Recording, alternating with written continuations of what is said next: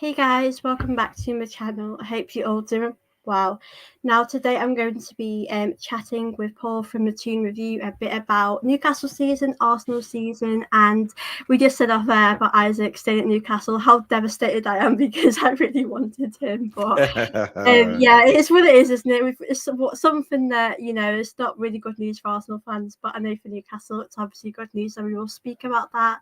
But Absolutely. Paul, thank you so much for coming on because I'm pretty You're sure last very time we welcome. spoke was last season where we played you guys. It felt like the longest time since we've spoken. Yeah. You're doing well though. You should be proud of yourself. Oh, thank you so much, and you too, because you're doing amazing things, and I'm so proud of you. And I'm just Thank really you. excited to have you on here as well. You're very welcome. But first of all, I just wanted to actually touch on your season because in the Mm. season before that, we spoke about how getting top four was obviously a massive improvement. Like it was a bit, you probably didn't expect it. I know the season that's just gone, you've obviously had a lot Mm. of injuries to deal with, and you not that you've fallen off a bit, but you've obviously not, got that top four spot. But how would you Mm. look back on the season and reflect on it? Um, Very difficult. I think certainly from a fan's point of view, we're a very impatient lot at Newcastle. Rightly or wrongly.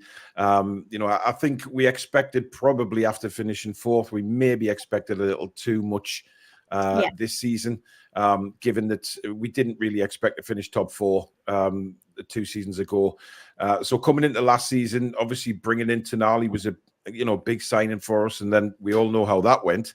But the injuries were just unbelievable. I mean, if you look at the minutes we've lost through injuries, yeah, it's you couldn't write the script for that happening.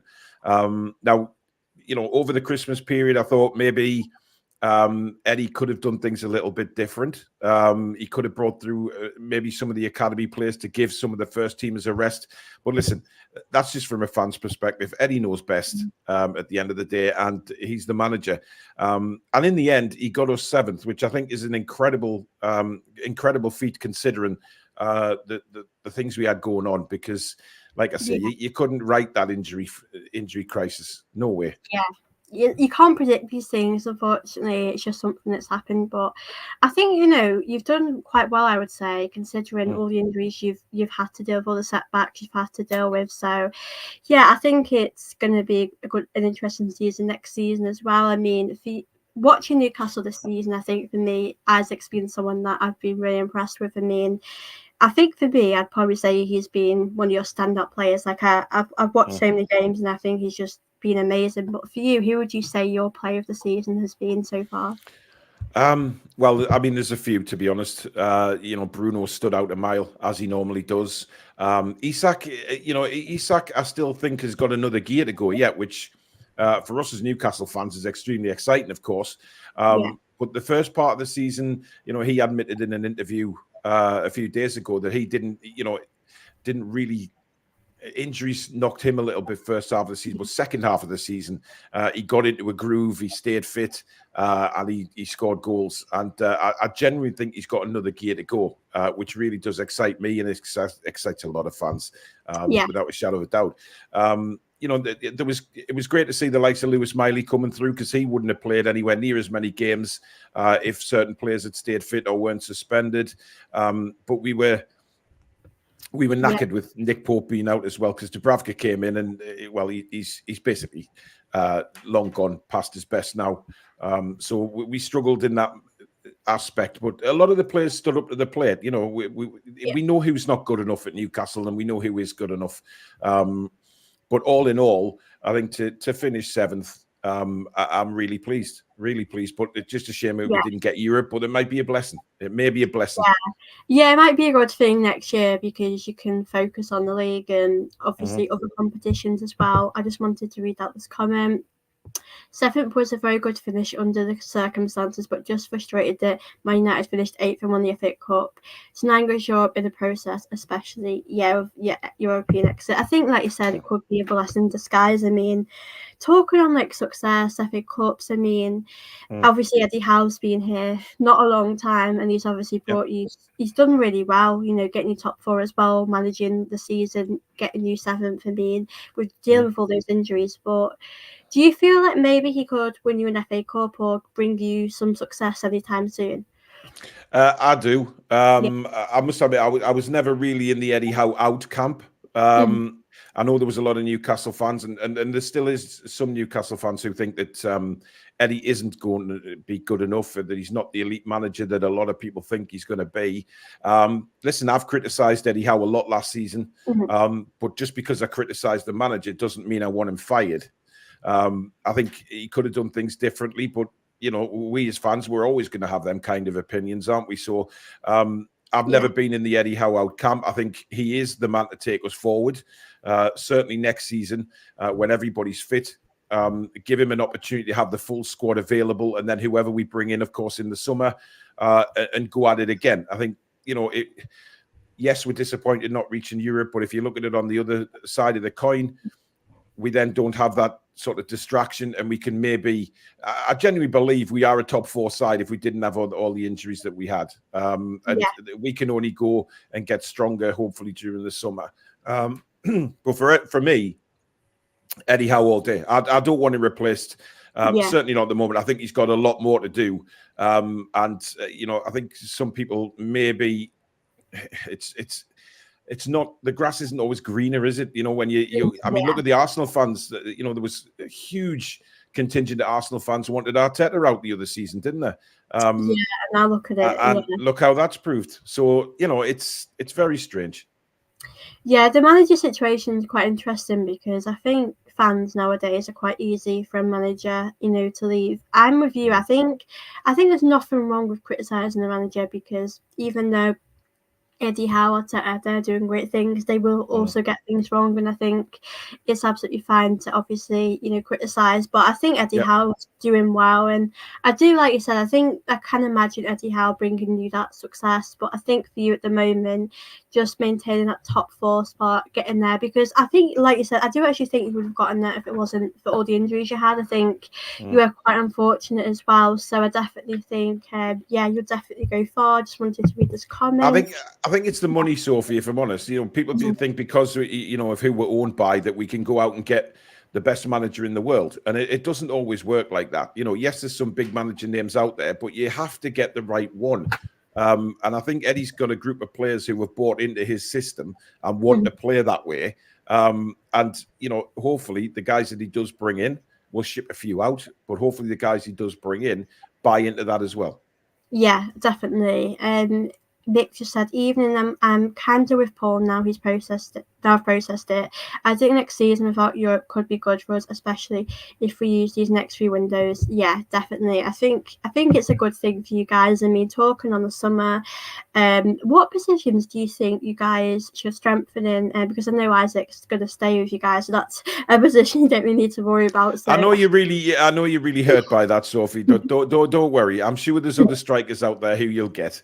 But you know, listen. I mean, Newcastle put a statement out a couple of days ago, saying that, or it was reported in the news anyway, that Newcastle had identified positions that they need to improve on over the summer. One of them was a goalkeeper. Now that's probably because Dubravka will be on his way out. Karius has already gone, so we do need somebody to challenge Nick Pope. Mamardashvili was mentioned. Now it's James Trafford at Burnley. So you know, we're definitely going to bring a goalkeeper in. They were talking about bringing 2 centre backs in. Because obviously we've got injuries to Botman and Lascelles now. They're out until after Christmas with ACLs. So, you know, looks like Lloyd Kelly might be coming in on a free, but I'm not counting chickens yet after what happened with Towson. But, you know, we'll wait and see on that one. Certainly right wing is needed, because everybody knows I don't think Miggy Almiron's good enough anymore. Jacob Murphy is definitely a squad player, but we need that kind of elite player to go on the right now that we've got Gordon on the left. Somebody who can play the same way as Gordon, someone who's electric like that and really gets the fans off the seats, and of course a striker. You know, Callum Wilson is literally made of glass. I think he's on the other side of his career now, and I think we need to go for another elite striker to keep pushing Isak as well. And sometimes Eddie will maybe go the option of playing them both if we get somebody who can maybe either plays an out-and-out striker or play just behind the striker. It gives Eddie an option. So those are the positions that I would definitely identify. Our fullbacks next season, I think, you know, Livramento's there at right back, Lewis Hall at left back. I think they're going to be the future fullbacks for Newcastle for years to come. Yeah, definitely. I think watching Newcastle now, you're obviously seeing which players, are the starting 11 players, which players are more, bench players, and you're able to figure that out as well. I mean, I know with Joe Willock as well, he's, had a few injuries, and do you see him as part of your future for the next few seasons, or do you think it's not? You know what, Sophie? It's a very strange one with Joe Willock, because I remember a lot of Arsenal fans telling me when he first signed for us permanently that he can go missing for a lot of the season. He'll have 3 or 4 brilliant games and then he'll disappear. Then he'll come back for 3 or 4. But we just haven't seen him this season, and that's down to injury. He got injured at the end of last season against Leicester at home, and it took him a long time to get fit. He came back, scored a brilliant goal at Old Trafford in the Carabao Cup. But then got injured again. And then when he did come back then, he didn't look the same player, and then was left out again to recover. So if I'm only honest about Joe Willock, I don't know. The midfield next season is somewhere where I think we're going to be very, very strong, because I think we'll have a starting midfield of Bruno, Joe Linton, and, of course, Tonali returning. So I think we are 100% guaranteed that will be the 3 that Eddie Howe goes with, providing we keep, obviously, Bruno. So yeah, I mean, he's got to work hard to get back in. There's no doubt about that. He's got to work really, really hard to get back in. And I just don't know. I don't know. We did a keep, sell, or loan the other day on my show, and it was an interesting one on Joe Willock. I think a lot of people thought that maybe cash in on him, and obviously try and raise money for this ridiculous FFP laws that are going around. So it's an interesting one. Yeah, it reminds me a little bit of Smith Rowe in a way, because he's had so many injuries, and there's potential there, but you just can't see it because he's getting injured too much. So yeah, I get that. I think Joe Willock has been I think that was a good move for him, but I think it's difficult when you face these injuries. And yeah, I definitely think he's got potential, but it is hard when you've gone through so many injuries, because I know as a team you guys have obviously faced a lot. Obviously, Bruno is another player that Arsenal, I don't know if Arsenal have shown interest, but I know as fans, we are quite interested. I mean, the media certainly say so. Yeah. I mean, for me personally, I would really like him at Arsenal, but for me, it wouldn't be the end of the world if we didn't buy him. I think there's a lot of options out there, but do you reckon he'll stay with you guys, or do you reckon in the summer that if Arsenal don't buy him, maybe someone else could go and get him? Look, he's made a statement today saying he's very, very happy at Newcastle United. He loves the club, and he's contracted to Newcastle United. Now, nothing was mentioned about obviously the 100 million release clause. I think the majority of Newcastle fans, I think, would be gutted, absolutely devastated if he went to another Premier League team. If he went to a Real Madrid or Barcelona, then we could understand that. But Man City have been heavily linked this week with him. If De Bruyne doesn't stay at the club, he's being linked with Saudi. So, is he a replacement? Do they activate the release clause? The release clause only is active until the 30th of June. So I think all the Newcastle fans now would just sort of squeaky bum time until the 30th of June. And once it passes, I think we can relax, because I don't think Bruno necessarily wants to go anywhere. But even if the release clause is met, it doesn't mean that Bruno's leaving. That it's up to him if he wants to go. But I'd be very disappointed if he did go to another Premier League side, I have to say. Yeah.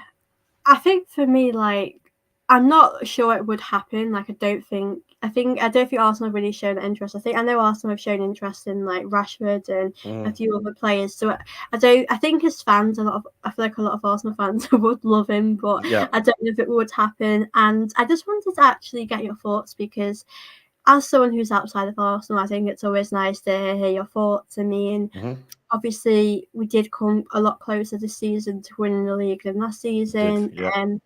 But how are your thoughts on how it went? Because I know some fans, like we mentioned, question Arteta and are a bit unsure if he can actually win us a league or win us more silverware. Well, I think from a Newcastle fan side of things, I think when all that rigmarole happened with the goal that we scored against you guys, the backlash from the Arsenal fans never ended for the full season. And I think that kind of took away what we as football fans really thought about Arsenal last season. For me, I thought you were brilliant last season. I really did. And I wanted you to, I would have preferred you to win the Premier League, if I'm honest, just for somebody different. I thought, you just couldn't get over the line. I think Man City, they're always going to be there or thereabouts. It doesn't matter whether you're 7 points ahead of them at a certain stage. You always know that sometime in the season, Manchester City are going to come back hard at you. And they're a very, very good side. They're very well experienced at doing that. But I think now Arsenal have had that experience of being up there and challenging for them for the majority of the season. I genuinely think next season, providing Arsenal do make the right signings, I don't see why Arsenal can't be up there winning the title next season. I think some of the football you played was excellent. Some of the players you have in there are absolutely fantastic to watch. I mean, obviously, Saka, I'm a big fan of Odegaard. I think he's an absolutely wonderful player. Declan Rice is a fabulous player as well. But I think your two centre-backs, Gabriel and Saliba, are absolutely outstanding.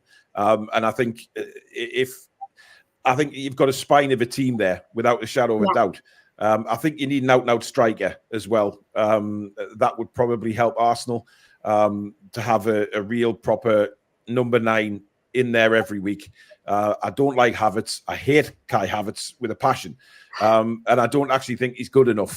But I think Arsenal, if they did get an out-and-out striker, I think will be very, very dangerous next season. Because defensively, those two centre-backs are so solid. Yeah. I kind of like Tomiyasu as well. I think he's a very good fullback. So I think you've got a good, I think goalkeeper is a problem for you. I don't think Rhea's the answer, and I don't think Ramsdale's the answer either. I mean, we've been linked with Ramsdale, and not for me. So I think there's a couple of positions that probably Arteta's going to look at for next season and strengthen, and I think he'll be a force again, no doubt. Yeah, it's an interesting one with Ramsdale and Raya, because with the point that you make, I can't argue with that. I do think Raya is better than Ramsdale, but I'm just not sure if I think he's terrible playing out from the back, Sophie. He's absolutely. I mean, some of the passing out from the back is inexcusable. Some of the giveaways he made last season. Yeah, I do actually still feel a bit unsure. Like, I think towards the end of the season, he has improved a lot. And and I think because when you're at Brentford and when you're Arsenal, it is a bit of a different standard, because at Arsenal, you're expected to challenge, win things. So I think that because a lot of his performances towards the start were quite shaky, and they just weren't good enough. And then that's why everyone would debate Raya, Ramsdale. So, but I know you've obviously been linked to it with Ramsdale. I mean, I think with him working with Eddie Howe, it wouldn't surprise me if it did happen. I think when Ramsdale has played in recent games, I think his performances haven't been great because he's obviously not had much game time. But I think, it's hard because I don't know. I don't see him as with Ramsdale. I think he did affect our league a little bit last season with the mistakes he made. I wouldn't ever say he was at fault, because I think it's to do with other things to do with that, not just him. But it's an interesting one, really. I mean, I do agree with a lot of what it's how you bounce back from the mistakes as well. I mean, look, he could come back next season and be that number 1 that you need. We're gonna have to wait and see. Yeah, definitely. I mean, as you mentioned before, we've got some great players defensively. We've got, obviously, Rice has come in. But for you, who do you think Arsenal's best player has been throughout the season?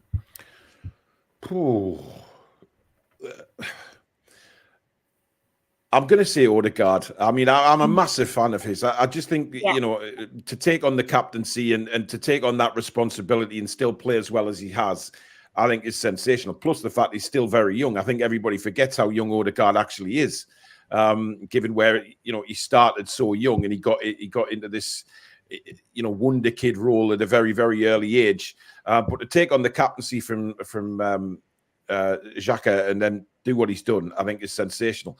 The centre-backs as well, I think, have been a mainstay. But for me, you need a player like Saka. He's so well-balanced, and he's got great vision. He's got a great touch. He's just I'd love him at Newcastle, to be honest. But, you've got a good one there.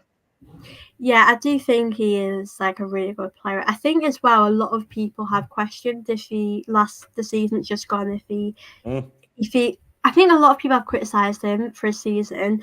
I mhm. think for me, I think there were times where he did look predictable, but I do also think it would be good to have like a backup player for him as well because Yeah. he wants to play every game. But I also think his body might not be able to do that because I know towards the end of the season he did Mhm. pick up a little injury. So Yeah. Yeah. I think that is quite tough. I think with Arsenal, I do think like you said, we're very close to obviously winning things. We're Mhm. 2 points behind Man City. It is tough looking back because we got so far. I think we played some amazing football, and yeah, I think for us, like I think we do need a few more signings. There's a lot of players that we could get rid of. I mean, Smith Rowe's another one. I just don't know if I'd. It's hard. I'm split in the middle whether to keep him and see how it goes because like I mentioned with Willock, it's one of Mhm. those like you see the potential there, but if you could get the money, would you take it? Do you think Arsenal should take the money for Smith Rowe if a good offer came in, or do you think we should Well, hope? I've been a massive fan of Smith Rowe, and I think he's just found it difficult because Arsenal have so much quality in that area. I think Yeah, but I don't look. He may not have had the greatest of seasons, Smith Rowe, but that doesn't make him a bad player. And mm, I think he's still up there as one of the top players. However, I think if Arsenal aren't going to use him, then they could get decent money for Smith Rowe. And of yeah, course, with all this FFP malarkey going on, it may not be a bad thing for them to do. It just depends what Smith Rowe himself is looking for, what kind of wages he expects to get from another club. So there's a lot comes into it because wages these days are even more under scrutiny now because of FFP and how much you spend. So it's not as easy to go out and say, oh, we'll just offer you this, we'll offer you that. It's a little bit easier if a player is on a free transfer, of course, because you can then yeah, offer them. You're not paying a massive transfer fee. You're just paying a signing on. You can give them a bit extra in bonuses, and you can work out a lower salary because you've got bonuses and sign-on fees. So I don't know. I think Arsenal would have to sell him if they want to make a little bit of leeway room for FFP as well. yeah. I do think if a good offer come in, I think it'd be something to consider because I think for me, like I Mm, said, we're so close to reaching so much, silverware.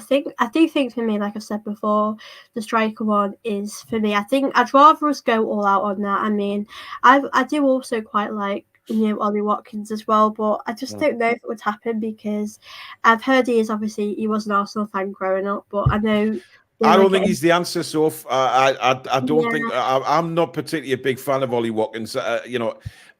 We did commentary on the England game the other day, and I'm not sold on him. I know the Villa fans will mm, probably come at me for that, but look, I think Arsenal, where they want to be, you're a couple of players away from winning the Premier League, and I genuinely think that to do that, you guys need to sign an elite striker, and I don't think Ollie yeah. Watkins is that elite striker. Mm. Yeah, just obviously Ivan Tony is another one. Mhm. I went through a phase where I really wanted him, but the only bit that my concern is not that his attitude is bad, but I just think in interviews he's been a little bit too open about Mm. wanting to leave. So that yeah, I think we've definitely got to go for a striker. I mean, Partey is another one. Are we going to keep him? Are we?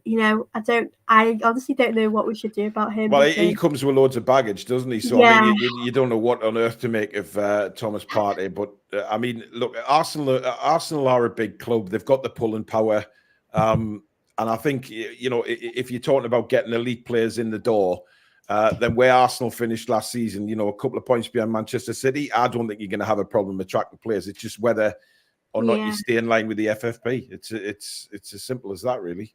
It's a tough one because I know his contract does end pretty soon, and I'm thinking, would you rather get a bit of money for him now or leave Mhm. it out and see if anything does happen? It is a tough one. I think for me next season, I know for us, I really want us to just. I think we've got to win the league. I mean, I do believe in Arteta. I think he does. I think he's earned his right to be here, even though a few years ago, like you said before, fans I did. agree. Yeah, I agree.